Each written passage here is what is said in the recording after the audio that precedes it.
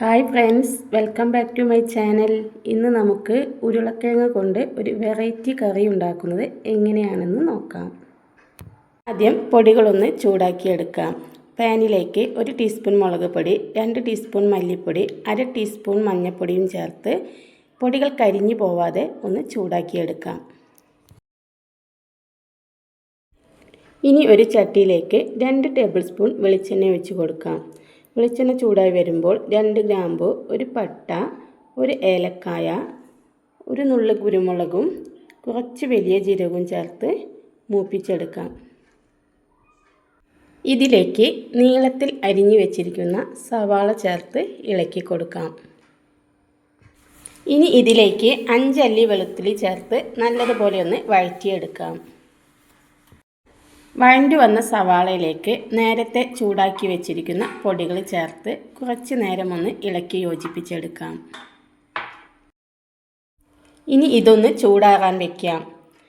ഒരു ചട്ടിയിലേക്ക് 2 medium size ഉരുളക്കിഴങ്ങ് ഈ പരുവത്തിൽ കഷ്ണങ്ങളാക്കിയതൊന്ന് ഇട്ട് കൊടുക്കാം.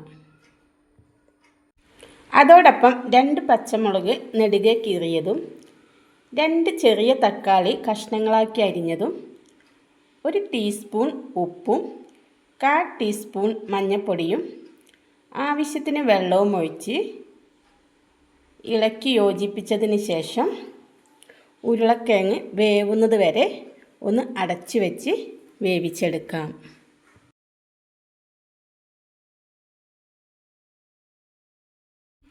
ഉരുളക്കിഴങ്ങ് വേവുന്ന സമയം കൊണ്ട് മിക്സിയുടെ ജാറിലേക്ക് നേരത്തെ തയ്യാറാക്കി വെച്ചിരിക്കുന്ന മസാലക്കൂട്ട് തരുപ്പായിട്ടൊന്ന് അരച്ചെടുക്കാം.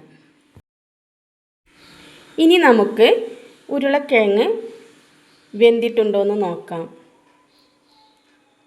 ഉരുളക്കിഴങ്ങ് നല്ലതുപോലെ വെന്ത് വന്നിട്ടുണ്ട്.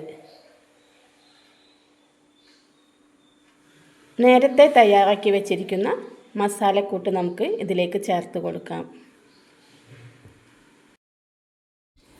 ഉരുളക്കിഴങ്ങിലേക്ക് മസാല പിടിച്ച് എണ്ണ തെളിയുന്നത് വരെ ഒന്ന് ഇളക്കി കൊടുക്കാം.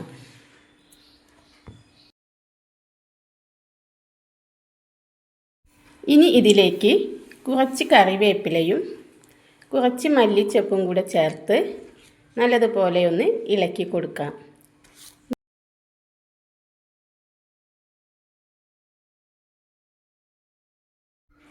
ചോറിൻ്റെയും പൂരിയുടെയും ചപ്പാത്തിയുടെയും കൂടെ കഴിക്കാവുന്ന ഒരു സൂപ്പർ കറിയാണിത്.